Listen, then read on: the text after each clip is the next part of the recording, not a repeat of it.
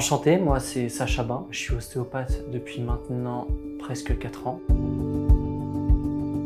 Je suis rentré dans l'école d'ostéopathie juste après le bac.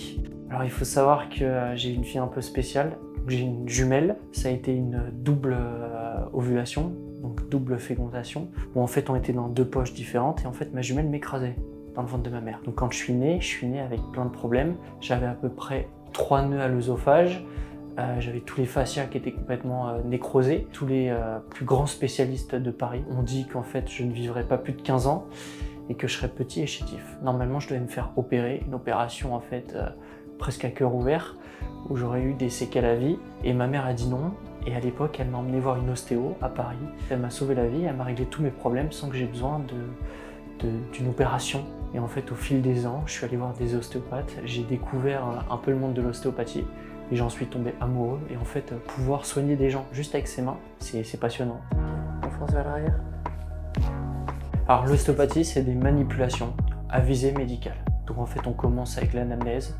C'est tout un ensemble de questions qu'on pose au patient pour avoir ses données personnelles pour créer le dossier médical. Et après, c'est tous ses antécédents, les douleurs qu'il a, le motif de consultation, tout ce qui touche en fait au paramédical et au médical pour avoir les informations complémentaires pour après nous aider dans le traitement. Après, je leur explique que généralement, ils se mettent en sous-vêtements ou ils restent habillés. Moi, personnellement, je laisse les patients habillés. Quand la tenue est adéquate, il n'y a pas forcément besoin de l'enlever. Je leur explique après qu'ils vont s'allonger sur la table de consultation et après, on attaque sur l'axe de traitement où je leur explique ce que je fais et comment je vais le faire et pourquoi. Généralement, le problème que je vois le plus, c'est les lombalgies, donc c'est les douleurs en bas du dos. En deuxième, je dirais les cervicalgies, donc les douleurs au niveau du cou. Et généralement, une séance suffit. Après, ça dépend si c'est algique ou chronique. Algique, c'est quand par exemple on se penche, on se fait super mal et on ne peut plus bouger. Généralement, une séance suffit. Après, si c'est chronique, le souci c'est que ça va juste soulager pendant un temps et ça va finir par revenir. Ça peut revenir au bout d'un mois, 2 mois, 3 mois, 1 an, 2 ans. Ça dépend des pathologies et des patients. Quand vous marchez et que vous faites de la danse, généralement vous avez mal sur l'extérieur des pieds, c'est ça? Alors il y en a beaucoup qui pensent que en fait, les ostéopathes, ça casse les os si on fait crack. Alors c'est pas parce que ça fait crack que l'os se casse, c'est une réaction chimique. C'est en fait une bulle d'air qu'il y a dans le corps au niveau de l'articulation qui repasse de l'état gazeux à l'état liquide. Est-ce que c'est douloureux? Oui et non.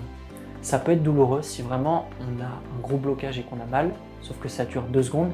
Et après, en règle générale, ça arrive quand même assez rarement. L'estomac est très sensible, le foie l'est encore plus. Alors généralement, les conseils que je peux donner aux patients, c'est par exemple se muscler. Le sport, ça a tendance à drainer les inflammations et à maintenir le corps en bonne santé.